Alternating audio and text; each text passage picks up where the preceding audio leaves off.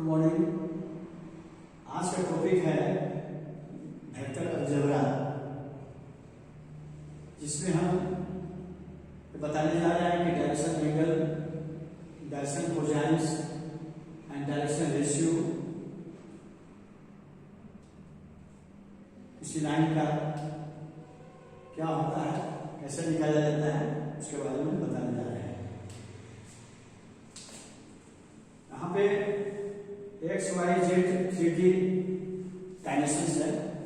इसमें हमने एक लाइन दिया है एल।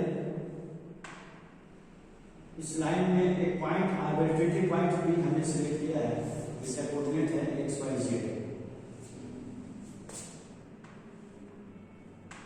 तो ये लाइन एल जो है एक्स एक्सिस से एंगल बना रहा है अल्फा, वाई एक्सिस से एंगल बीटा और जेड एक्सिस से एंगल गामा। इसको हम बोलते हैं direction angle.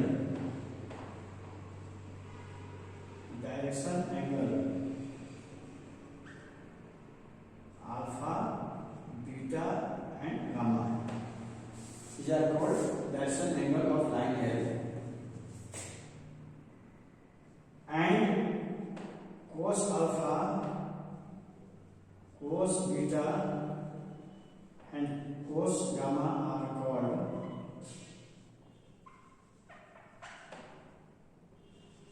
direction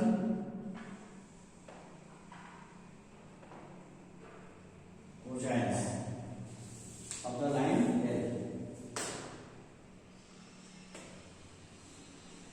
point P का हमने कोऑर्डिनेट किया है एक्स वाई जेड।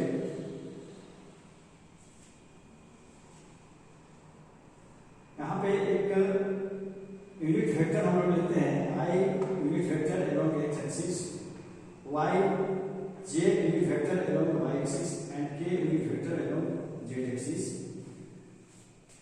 तब हम पोजीशन वेक्टर ओपी को मेंशन करेंगे X I plus Y J Z, और mod of OP and magnitude of OP will be equal to x square plus y square z square under root। अब हम ये निकालेंगे relations cos alpha, cos beta, cos gamma का value in terms of x r, y r और z r क्या होता है। आप देखोगे x y z प्लेन में एक पॉइंट P जो है, P से x एक्सिस में जो लाइन खिंचाएगा, ड्रॉ करोगे that will be equal to 90 degree. P point से x एक्सिस में जो लाइन खिंचाएगा that will be equal to perpendicular line 90 degree.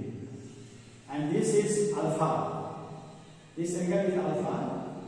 So triangle OPA, triangle OPA will be 90 right angle triangle। Hence, cos alpha will be equal to x by r. Similarly, point P और y axis के बीच में जो angle बनेगा beta, उसमें से आप निकालोगे तो that will be equal to y by r। And then z axis के साथ जो एंगल बनेगा gamma, that will be equal to z by r।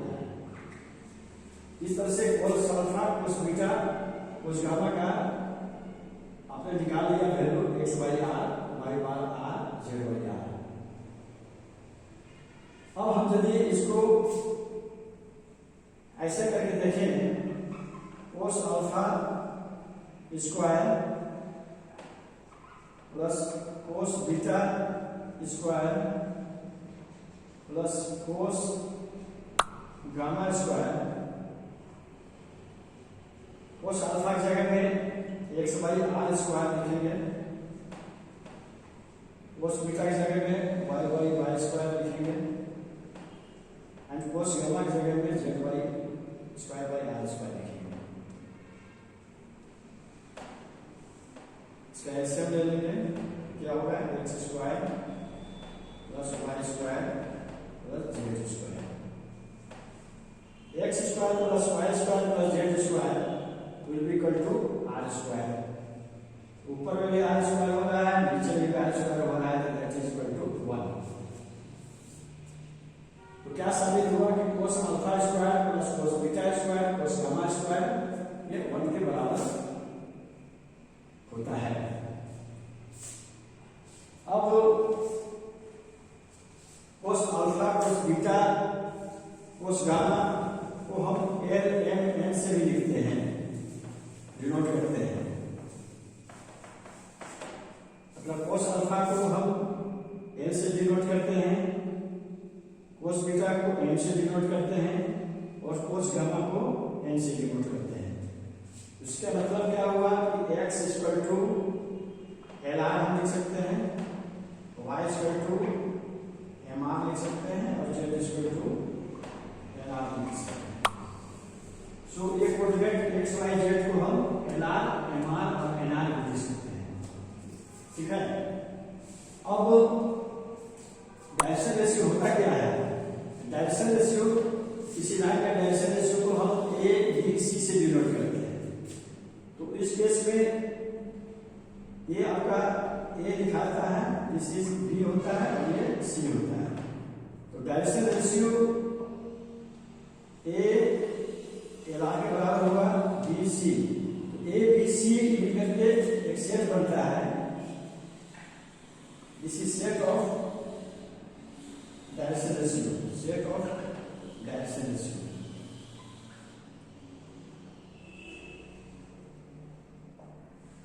एक लाइन, कोई भी लाइन है, उसका direction ratio infinite number of होता है। पॉइंट पे, ये पॉइंट, इस लाइन पे आप पॉइंट यहां लो, यहां लो, यहां लो, तो ए बी सी का सेट होता है, इनफाइनाइट नंबर ऑफ सेट होता है। तो हम कह सकते हैं कि डायरेक्शन रेशियो जो है किसी भी लाइन का इनफाइनाइट नंबर ऑफ सेट्स होता है। So direction ratio A B C हो गया। अब हम डायरेक्शन रेशियो के टर्म्स में लिखेंगे L को, L will be equal to A by R, N will be equal to V by R और N will be equal to C by R। तो किसी लाइन का डायरेक्शन रेशियो, डायरेक्शन कोसाइन